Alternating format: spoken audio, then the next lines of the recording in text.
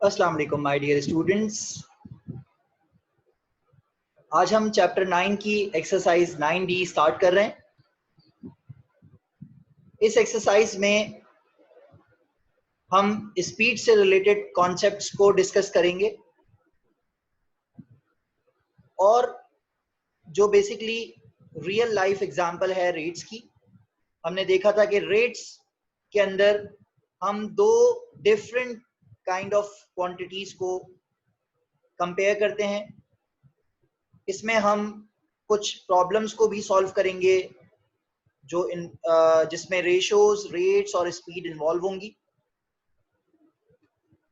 तो जब हम बात करते हैं स्पीड की, तो स्पीड बेसिकली एक रेट है जिसमें हम change of distance travelled in a unit time discuss करते हैं। It is basically a rate of change in between the distance and time. So speed is the distance traveled by the object per unit time. Per unit time means कि यहाँ पर हम distance को किसी unit time में देख रहे हैं, तो वो हमारे पास speed कहलाती है। speed का फॉर्मूला जब भी आपको कैलकुलेट करनी हो speed, तो आप travel distance को डिवाइड कर दें टाइम टेकन से, तो आपके पास speed कैलकुलेट हो जाएगी।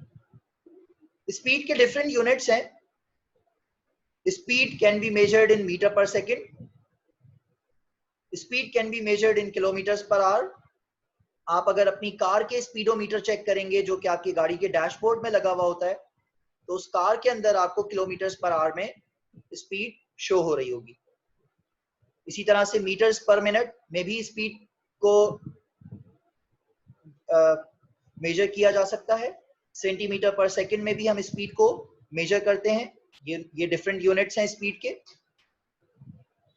सबसे पहले हम एक प्रॉब्लम डिस्कस करते हैं जिसमें हमारे पास यहां पर स्पीड को कैलकुलेट करना है।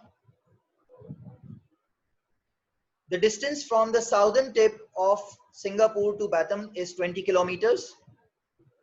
हमें साउदर्न टिप ऑफ सिंगापुर से बैटम तक का डिस्टेंस बताया हुआ है 20 किलोमीटर्स।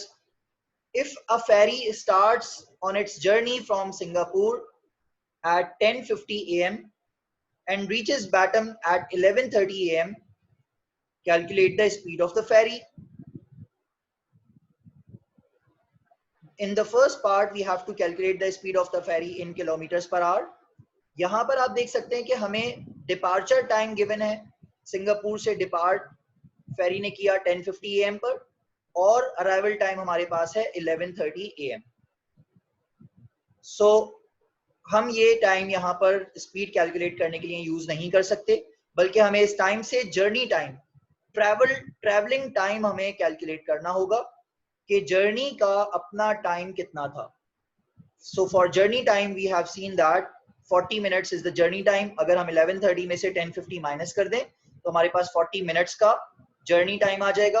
लेकिन हमें क्योंकि किलोमीटर्स पर आवर में मेजर करना है स्पीड को, तो स्पीड हमें, डिस्टेंस हमें किलोमीटर्स में गिवन है, लेकिन टाइम हमें 40 मिनट्स में हमने यहाँ पर लिखा हुआ है। तो इस 40 मिनट्स को हम क्या कन्वर्ट करेंगे आवर्स में।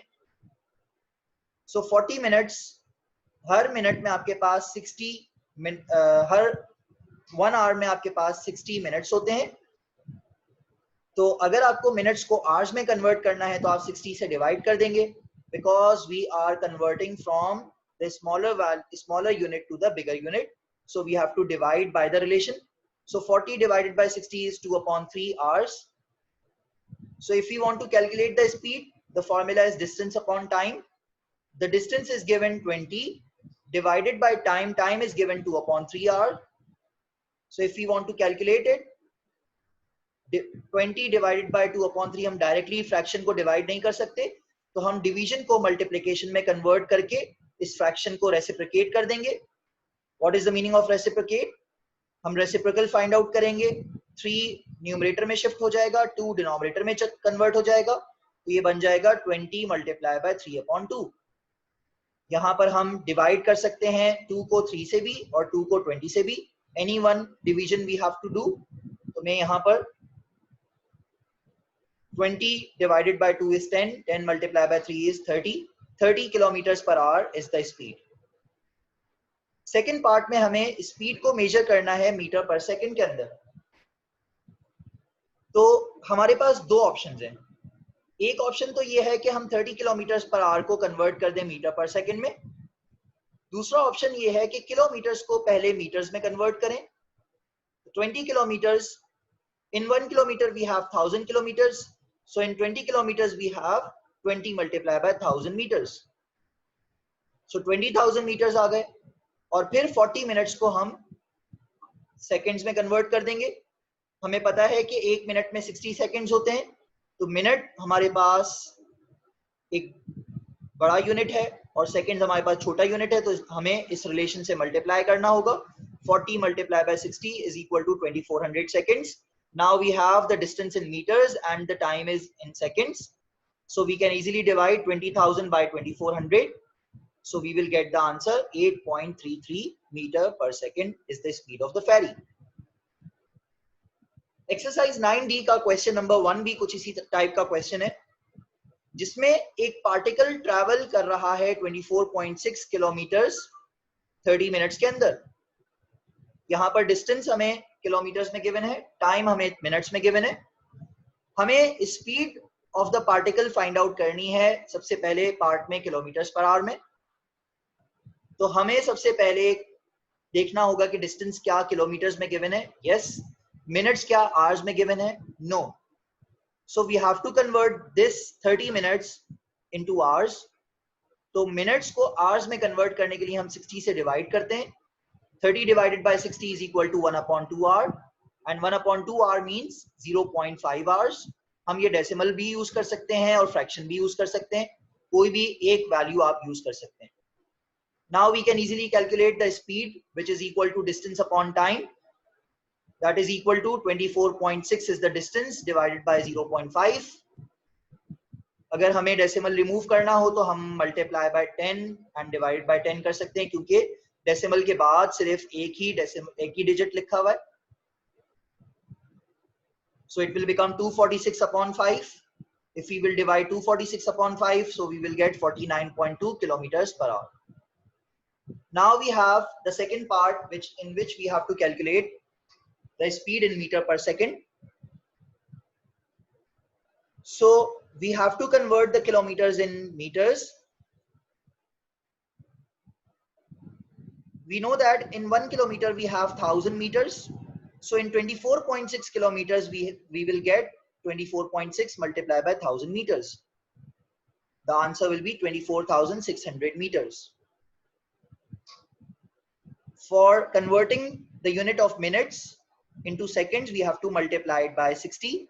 So 30 by 60 we will get 1800 seconds. So speed of ferry, sorry, here the speed of particle will be 24,600 divided by 1800.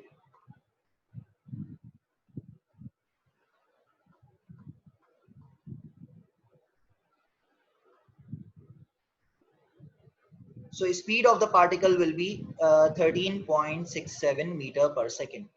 ये हमारे पास मीटर पर सेकंड में आंसर आ गया स्पीड ऑफ द पार्टिकल का।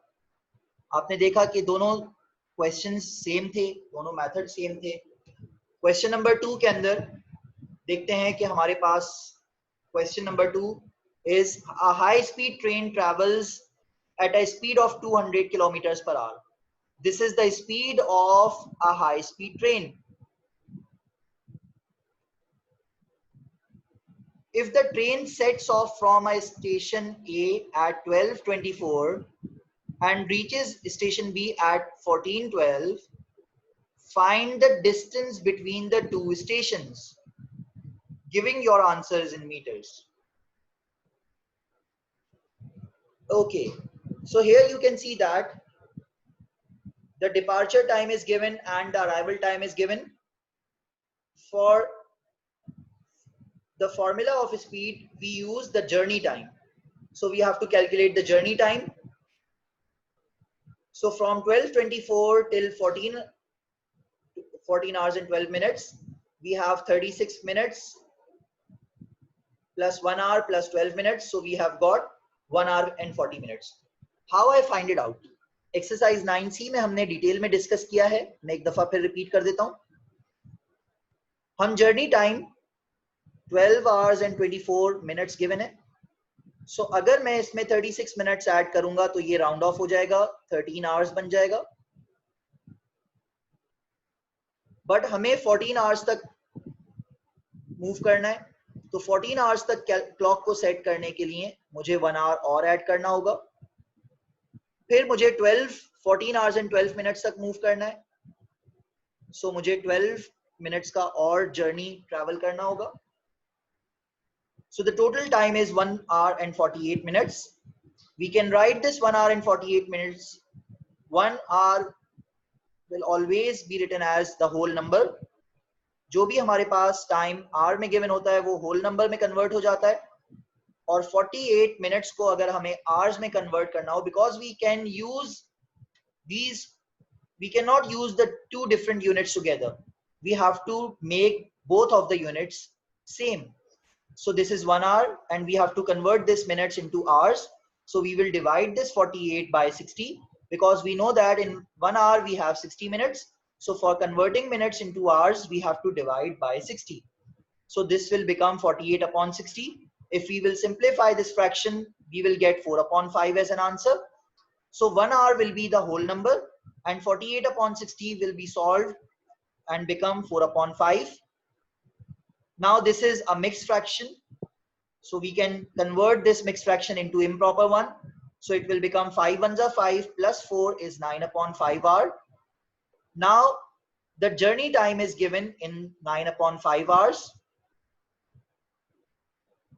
And the speed is given 200 kilometers per hour. अब हमारे पास speed का unit kilometres per hour में है और टाइम का यूनिट आवर्स में मौजूद है, तो हम इनको सिंप्लीफाई कर सकते हैं. अगर हमें स्पीड गिवन हो और डिस्टेंस फाइंड आउट करना हो और टाइम भी गिवन हो, तो यहाँ पर टाइम आपके पास डिस्टेंस से डिवाइड हो रहा है. हमें डिस्टेंस फाइंड आउट करना है तो टाइम यहाँ डिवाइड हो रहा है, तो जब टाइम की साइड चेंज होगी तो साइन चेंज हो जाएगा. Time is dividing by the numerator, so on the other side time will be multiplied by the numerator, so it will become distance is equal to speed multiplied by time. So we have speed 200 and time is 9 upon 5. If we will solve it, so we will get 40 multiplied by 9 and 36 kilometers is the distance. But we have to calculate the distance in meters.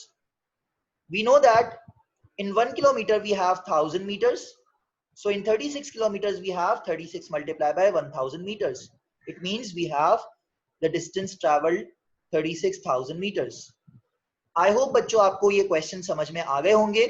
तो इस video को जरूर like कीजिएगा, YouTube channel subscribe करना ना भूलिएगा, Facebook page को तो फॉलो जरूर कीजिएगा. थैंक यू सो मच बच्चों. अल्लाह हाफिज.